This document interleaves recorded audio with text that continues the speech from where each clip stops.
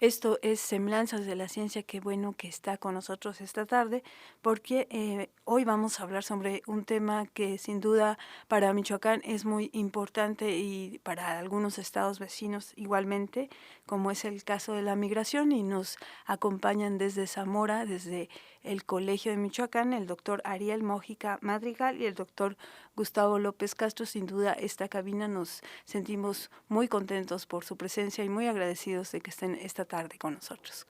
¿Cómo les va? Muy bien, muchas gracias por la invitación. Buenas tardes. Buenas tardes, Margarita. Buenas tardes al auditorio, donde quiera que nos escuchen.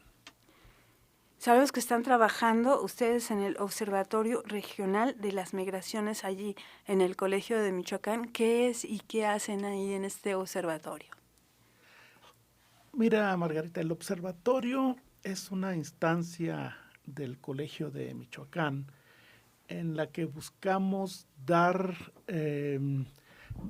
la mayor información posible, obtener y ofrecer la mayor información posible sobre este fenómeno social tan dinámico que es la migración, ¿no? Digo que es un fenómeno social muy dinámico porque cambia mucho. Cambia con el tiempo, en el tiempo, cambia también según diferentes circunstancias, coyunturas, políticas, sociales, económicas en los dos países. Entonces, en la literatura, por ejemplo, sobre migración, tenemos muchos cambios que ha habido, ya sabes, primero trabajadores agrícolas que iban a trabajar al campo y regresaban cada vez. Después se incorporaron mujeres al flujo, después familias completas, después adultos mayores. Ha habido periodos donde hay más migración indocumentada, otros donde hay mayor migración documentada. Hay épocas en las que en las que se han insertado los migrantes principalmente en el mercado agrícola, el mercado de trabajo agrícola. Después ha cambiado y ahora se insertan más en el mercado laboral urbano, en los servicios, en las manufacturas. Entonces es un fenómeno pues muy cambiante, muy dinámico. Y en el observatorio lo que queremos hacer es precisamente eso, observar cómo este fenómeno varía en las regiones, en el tiempo y en la sociedad en general. Hay que recordar que el doctor Gustavo López Castro es un especialista a nivel nacional y que lleva un buen rato trabajando. Trabajando sobre el tema de la migración? ¿Como cuántos años le ha dedicado a este tema? Más de lo que quisiera decirles. De hecho, empecé a trabajar, yo soy de Baja California y llegué al Colegio de Michoacán como estudiante en 1981. Y desde mi tesis de maestría empecé a trabajar el tema en general de la migración, en particular lo que llamamos las variables no económicas de la migración, porque yo no me dedico a medir, por ejemplo, los flujos, ¿no? Sino a ver más bien como los efectos sociales, culturales, económicos, también políticos que tiene la migración en las comunidades, en las localidades donde hago trabajo de campo, que son principalmente localidades rurales. Así es, 35 años aproximadamente Más o menos. trabajando sobre el tema de los migrantes. Ustedes en específico, a partir de que abren este Observatorio Regional de las Migraciones, buscan algunos objetivos en específico. Sí, el Colegio de Michoacán, como sabes, es una institución financiada por el gobierno federal, donde hacemos principalmente investigación. También ofrecemos formación a nivel de posgrado y también, obviamente, difusión y divulgación de lo que investigamos y vamos conociendo de historia, antropología, sociología, economía, arqueología, geografía, principalmente en Michoacán, pero también en otros lugares, en otros ámbitos del país e incluso de fuera del país.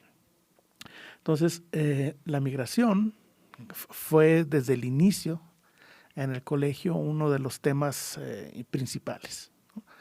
Y en el observatorio nos quisimos hacer algo más que investigación. Sí hacemos investigación, pero sobre todo el carácter que le queremos dar es el de lo que llaman en Estados Unidos un tanque de pensamiento, ¿no? Una instancia, sí académica, pero donde también hagamos trabajo de incidencia y de intervención en las comunidades donde trabajamos. A los científicos sociales, en general a los científicos, se nos acusa mucho de estar en una torre de marfil, haciendo especulaciones y un poco hasta alejados de la realidad. Y también, pues, todo el mundo lo sabe, se nos ha dicho que lo que hacemos no tiene una aplicación real, sobre todo en ciencias sociales, ¿no? Cuando hacemos trabajo de sociología, de antropología, no tiene una aplicación real. ¿Para qué va a servir? Nos dicen, no tiene una utilidad inmediata. Bueno, en el observatorio lo que quisimos hacer, lo que queremos hacer, de hecho lo que estamos haciendo, es ver cómo aplicamos lo que obtenemos de información en la investigación en planes, en programas, en acciones que nosotros mismos implementamos o que ofrecemos a otras instancias para que los implementen. Por ejemplo, uno de los temas en los que hemos estado trabajando en los últimos 3 años ya en el observatorio, con esto realmente iniciamos, fue con la migración de retorno. Entonces empezamos a ver que había, hicimos un diagnóstico, vimos qué es lo que pasaba y a partir de allí propusimos algunos programas de acción que en parte, cuando tenemos financiamiento, nosotros mismos realizamos. Entonces es esta instancia académica que nos permite a nosotros tener este tipo de aplicación de las investigaciones que hacemos. Hace algunos años veíamos algunos pueblos llamados fantasma en Michoacán, están ya repoblándose nuevamente por migrantes. No exactamente. Estos pueblos fantasmas de los que se habló en los 90, a mediados de los 90, eran pueblos, localidades rurales sobre todo, que estaban resintiendo este que fue uno de los cambios en la migración. Cuento un poquito. En 1986 hubo una reforma migratoria en los Estados Unidos que permitió que más o menos 3 millones de mexicanos lograran su residencia permanente, la mica verde, la tarjeta verde en los Estados Unidos. Y esto se llevó durante varios años a familias completas, ¿no? Entonces lo que veíamos a mediados de los 90 era lo que había estado sucediendo en los años anteriores, porque los fenómenos demográficos son así, uno ve las consecuencias de lo que sucede ahorita años después, ¿no? Entonces, sí, efectivamente, estos pueblos pues eran el resultado de esa migración de familias completas que se estuvo dando en los años anteriores. Ahora hay una migración de retorno muy importante. Desde 2007, 2008 la empezamos a ver en los pueblos y en las localidades, pero no necesariamente regresan a los mismos pueblos. Uh-huh. No, regresan a las cabeceras municipales, regresan a las ciudades medias del estado. ¿Ellos regresan por su propia voluntad o regresan porque son expulsados? Bueno, lo interesante, lo fascinante, digo yo, del estudio de las migraciones es que es muy variable. Entonces no hay, primero, no hay una sola razón, no es una sola causa para que se dé la migración y tampoco hay una sola razón o una sola causa para la migración de retorno. Entonces sí, hay entre los migrantes de retorno hay quienes han sido deportados, hay quienes han sido deportados porque los agarraron en la frontera sin papeles, o porque los agarraron en el trabajo ya en los Estados Unidos, o porque un policía los paró porque traían una luz del carro rota, del freno que no funcionaba, y entró al sistema judicial y lo deportaron. Pero hay quienes también han regresado porque han cumplido sus metas. Se han trazado un plan, han juntado el dinero que necesitaban o que querían y han regresado por eso. Hay muchísimos casos. Hay familias que han regresado porque deportan al marido, al jefe de familia, o porque deportan a la señora, o porque deportan a alguno de los hijos, o porque los hijos andaban en no muy buenos pasos en los Estados Unidos y la familia regresa a México porque creen que acá se pueden controlar más. Entonces hay infinidad de razones. La casuística de la migración de retorno es amplísima, pero sí, la mayor parte, para nosotros los dividimos entre migración forzada, por cualquiera que sea la razón que han regresado, y migración de retorno voluntaria. El doctor Ariel Mójica nos platicaba fuera del aire sobre jóvenes que están regresando aquí a México, pero que nacieron en Estados Unidos. Bueno, esa es otra de los elementos que hemos encontrado. Este es otro de los elementos que hemos encontrado en esta parte de la migración de retorno, donde pues una de las distinciones también de lo que ha sido la migración de retorno, porque esta siempre ha estado presente a lo largo de la historia de la migración, ha sido el retorno de justamente de estos jóvenes que son nacidos en Estados Unidos. Bueno, ahí se ubican dentro de esto de retorno, pero cuestionamos el concepto de retorno porque están volviendo por primera vez, pero también de otros que han sido criados en Estados Unidos.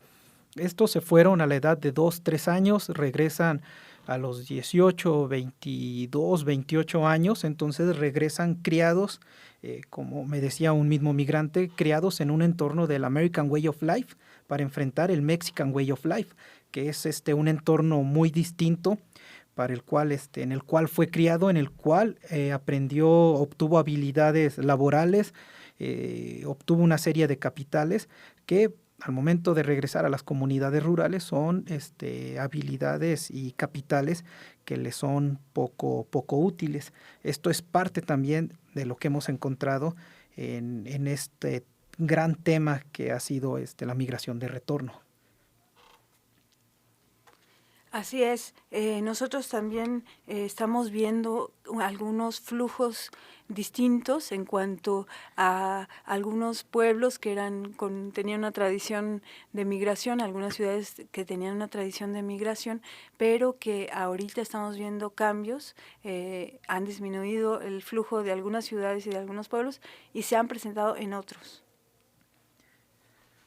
Sí, esa es una de las cuestiones también que nosotros hemos estado observando y justamente también algo por lo cual es el interés del observatorio para estar dando cuenta de estos cambios. Por ejemplo, en datos del Consejo Nacional de Población, que estos datos los emitió en 2000 y emitió también en 2010, manejaba municipios para Michoacán, por ejemplo el municipio de Aporo, que pasó de una intensidad media, que la intensidad migratoria es medida por hogares que reciben remesa, por hogares con emigrantes en Estados Unidos, hogares con migrantes de retorno y con migrantes circulares. Son estos 4 elementos los que considera.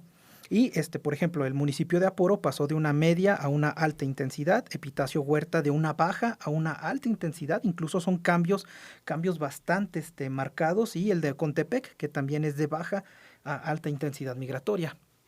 Muy bien, vamos a seguir platicando sobre los cambios que se dan en cuanto a la migración de michoacanos a Estados Unidos. Pero vamos a una nueva pausa, volvemos. Esto es Semblanzas de la Ciencia. Estamos platicando esta tarde con el doctor Ariel Mójica Madrigal y con el doctor Gustavo López Castro, quienes nos acompañan desde el Colegio de Michoacán, quienes vienen de Zamora a platicarnos esta tarde sobre los cambios, los nuevos fenómenos que se están dando en la migración a Estados Unidos. Y bueno, antes de irnos al corte estábamos hablando de cómo están variando el flujo de algunas ciudades, de algunos pueblos que tenían una tradición en cuanto a migración, y algunos otros están disminuyendo, pero otros están aumentando. Nos platicaba el doctor Ariel Mójica al respecto. Sí, entonces, pues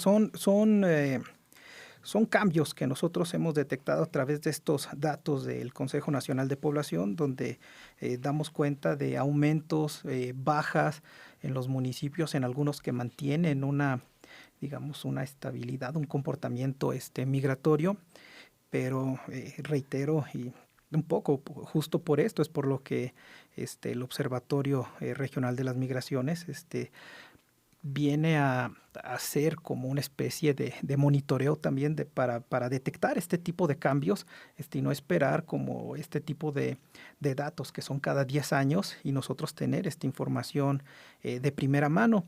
Entre los cambios, pues bueno, son cambios en los comportamientos de los municipios que reflejan también en cambios, en patrones migratorios, cambios donde se van incorporando nuevos actores, cambios donde vemos, por ejemplo, ahorita que hablaba el doctor Gustavo sobre el retorno, donde vemos también que están regresando gente con larga estadía en Estados Unidos, algo que no era, sí se pudo haber registrado años atrás, pero no era a lo mejor tan común que regresara gente con 10 años, 15 años, estar viviendo en Estados Unidos con familias mixtas, en el sentido de que se conformaron allá la familia, que se casaron con alguien de Durango, se casaron con alguien ya no de la comunidad, con alguien incluso de otra nacionalidad, con algún italiano, alguna italiana, y que se están dando como estas características también dentro de estos de esta migración actual, donde también observamos el uso que están dando a los medios electrónicos, al uso de las redes sociales como también como un mecanismo de comunicación, y también como mecanismos para cuidarse ellos, incluso en Estados Unidos, sobre dónde está la migra,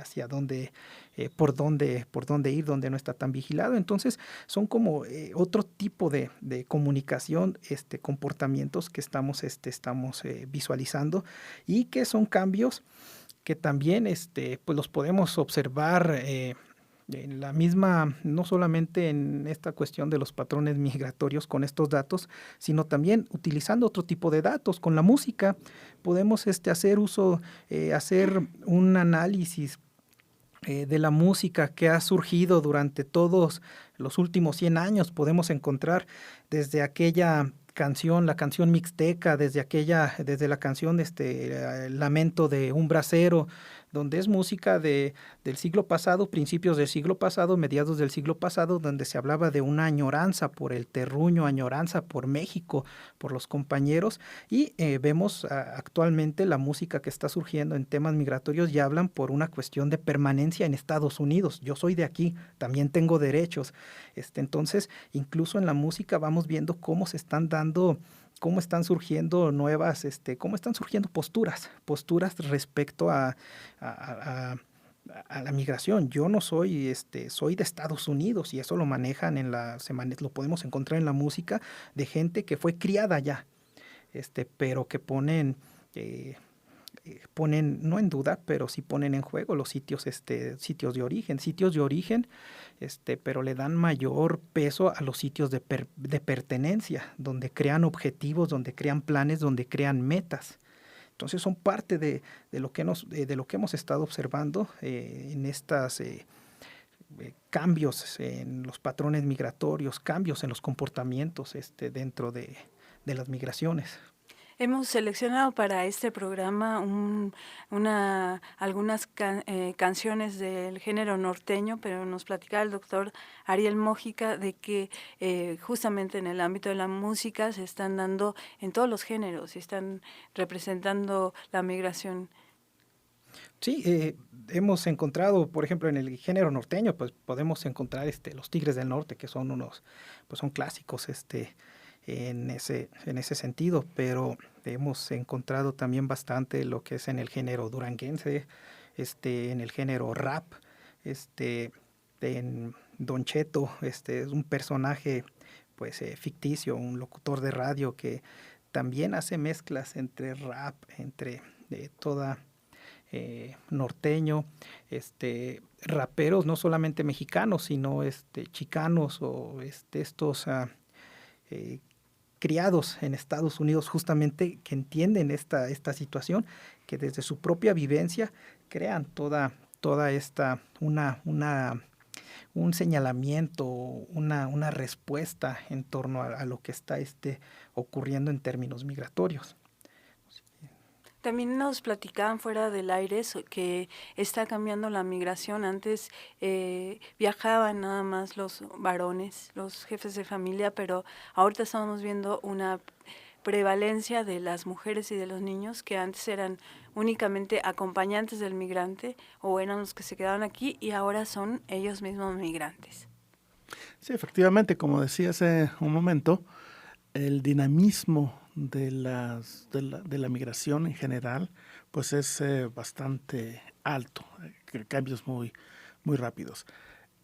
Durante buena parte del siglo XX, la migración de michoacanos se caracterizó por eso, por tener un perfil de que eran hombres jóvenes, en edades laborales obviamente, que iban a trabajar una temporada agrícola, sobre todo a California, Texas, un poco Arizona, y regresaban cada año, regresaban a sus lugares de origen para estar con la familia. Decían algunos colegas investigadores para gastar, el Piporro también lo decía, ¿no? Para gastar lo que ganaron en Estados Unidos, gastarlo en México. Para algunos colegas investigadores era como el mejor de los mundos.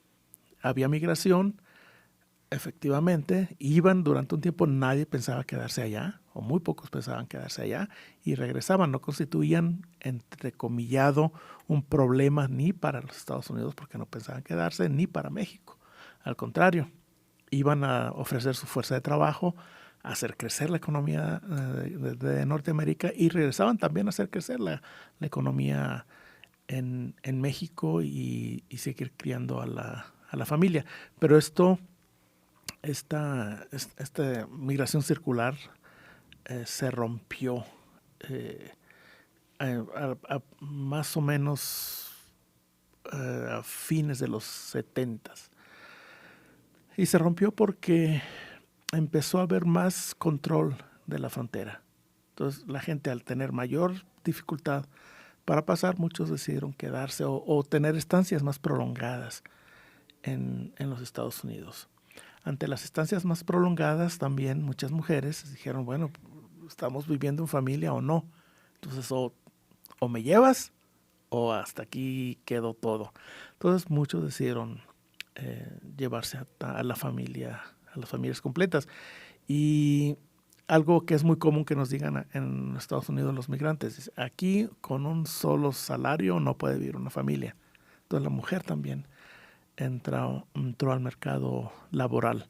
Entonces sí, efectivamente, la migración de mujeres con fines laborales es algo que empezó a crecer desde fines de los 70 y ahora es muy común que vayan, no solamente que vayan mujeres que van con un hombre, sino mujeres solas que salen de los pueblos, de las localidades rurales con la finalidad de ir a trabajar a los Estados Unidos.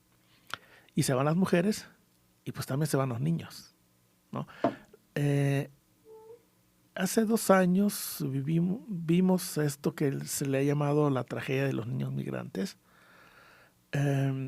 sobre todo niños centroamericanos que llegaron 500,000 prácticamente a los Estados Unidos o estuvieron tratando de cruzar a los Estados Unidos. Muchos de ellos con miras a buscar la vida, ¿no? No es el caso de la migración de de niños mexicanos, ni tampoco de los niños michoacanos, desde luego. La mayor parte de los niños migrantes michoacanos salen de sus comunidades de origen con fines de reunificación familiar. Van a buscar a reunirse con su familia, con el papá que tiene muchos años allá, o con la mamá. Hay muchos casos que hemos encontrado donde en la familia la que migra es la mujer y el señor se queda con los hijos, ¿no? Entonces, eso lo hemos visto mucho en la migración de niños, ¿no? La reunificación familiar. Hablando de migración de niños, ¿cuál es la edad en que están viajando los muchachos? Hay algunos que son muy jóvenes.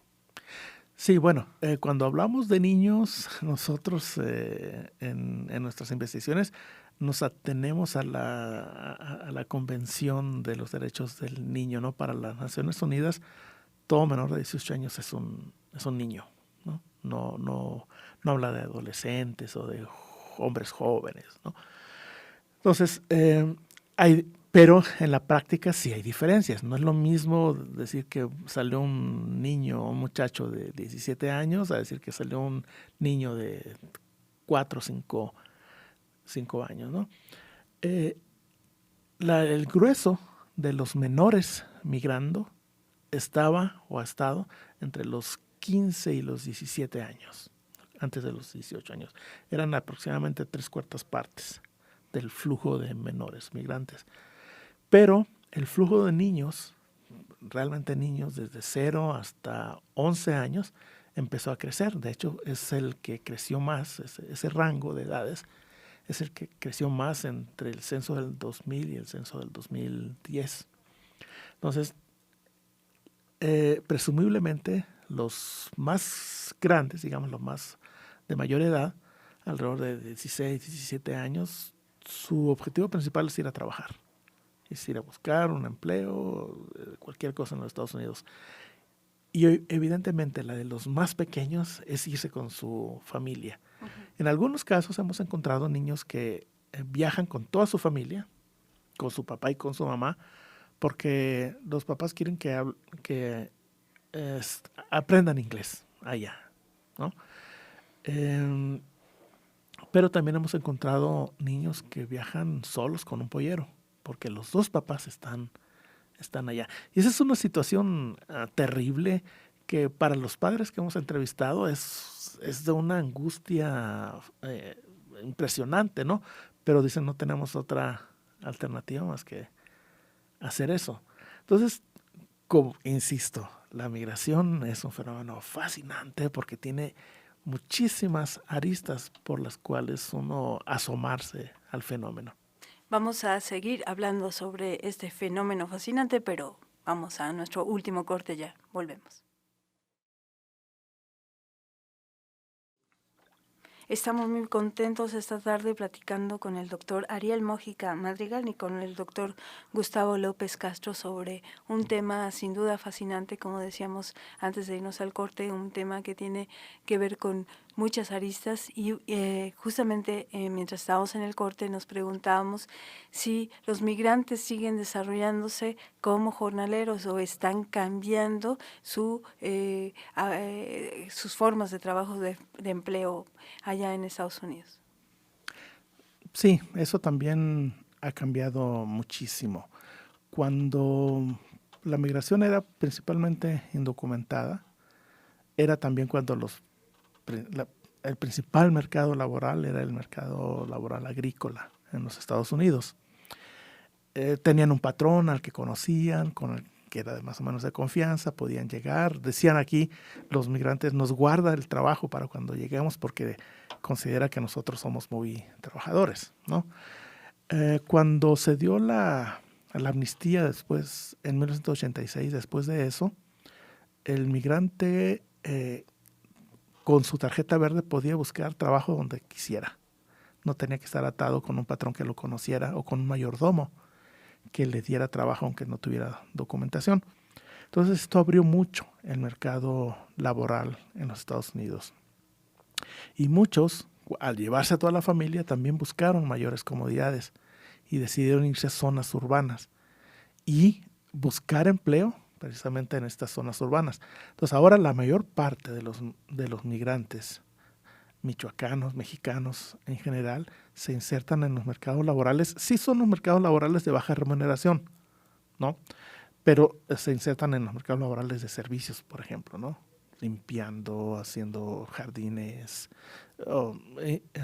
pintando, haciendo ese tipo de servicios en restaurantes, ¿no? Que es muy, muy común. Y también, desde luego, hay un contingente importante, una parte muy importante de migrantes que se insertan en las manufacturas, en otro tipo de mercados laborales, ¿no? Pero el mercado laboral agrícola sigue siendo importante, pero disminuyó muchísimo.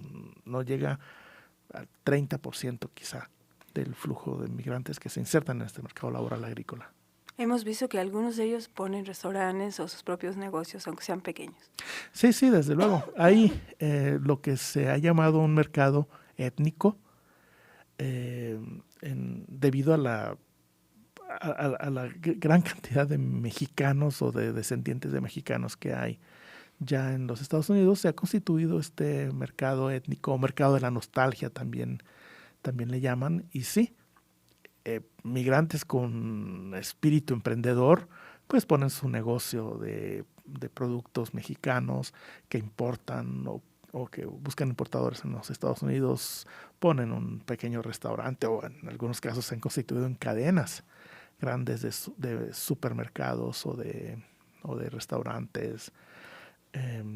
Sí. Hablando de inversiones, nos preguntamos en qué invierten los migrantes sus recursos, las remesas, hacia dónde van dirigidas. Bueno, en una investigación que realizamos en 2012 y le dimos continuidad en 2013, realizamos unas encuestas en 10 municipios de aquí de Michoacán y de manera profunda en un municipio en 8 de las localidades más importantes.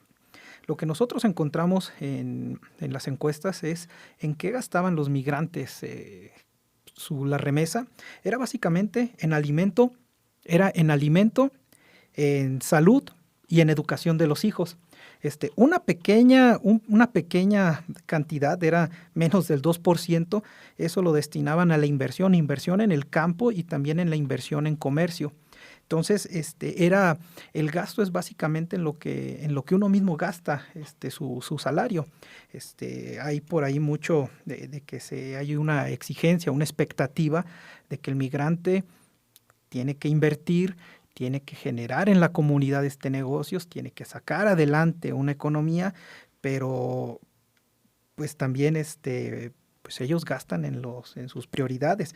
Incluso hay en las mismas comunidades hemos encontrado de manera reciente posturas de viejos migrantes contra los migrantes recientes, sobre todo los migrantes que están siendo deportados, que no invirtieron en la comunidad, no hicieron inversión en la comunidad, porque la inversión la hicieron en Estados Unidos, donde criaron hijos, donde formaron familia, donde estaban comprando o compraron casa, donde tenían un negocio, así sea de jardinería, sea de una cuestión de puestos ambulantes, lo que sea, pero era un negocio propio, pero eso se queda en Estados Unidos al momento de ellos volver. Entonces, estos adultos hacen señalamientos de estas personas, si van y no juntan dinero, ¿a qué van a Estados Unidos? Porque es una situación distinta a la que les tocó a ellos en los 80, que la que estamos visualizando hoy en día. Pero, es justamente, algunos migrantes abren tiendas en las comunidades donde nosotros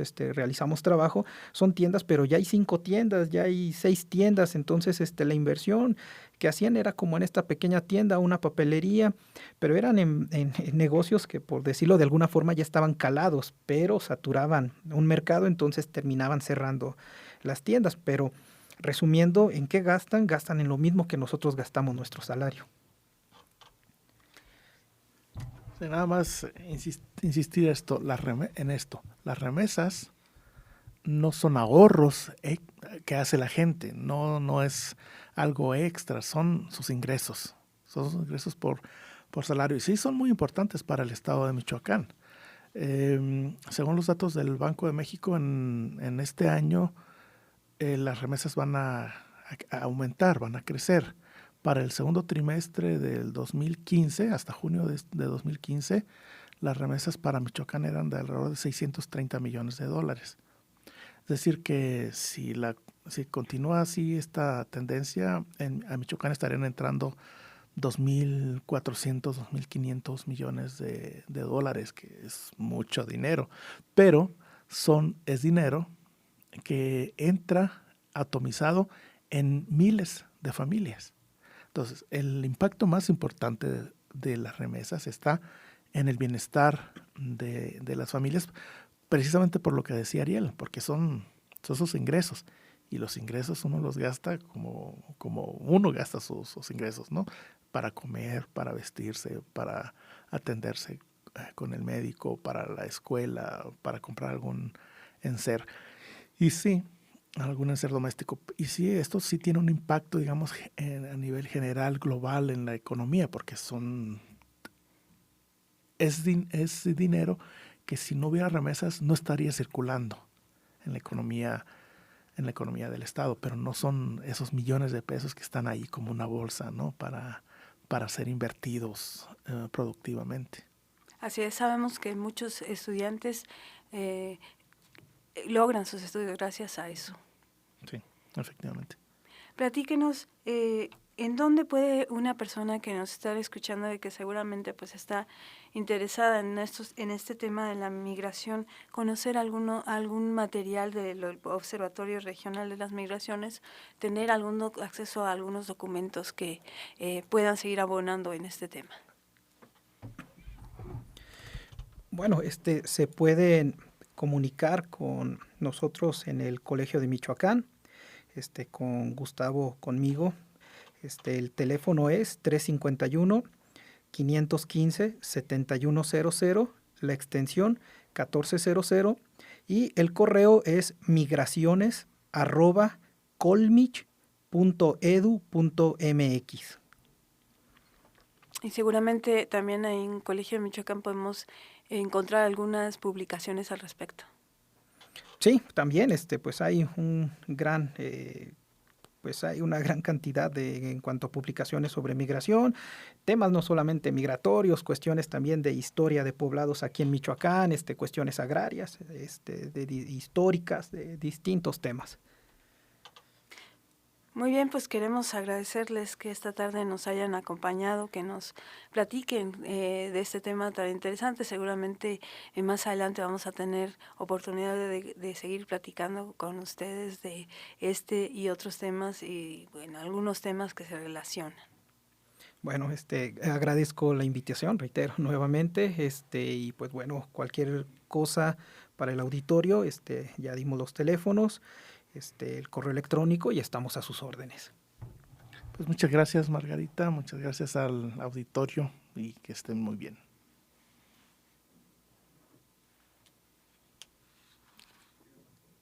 Y por último, los queremos invitar a participar en las actividades de la 22ª Semana Nacional de Ciencia y Tecnología que se van a realizar del 19 al 23 de octubre. Si usted quiere organizar alguna actividad en su región, en alguno de sus municipios, lo puede registrar con nosotros en la página secti.michoacán.gov.mx.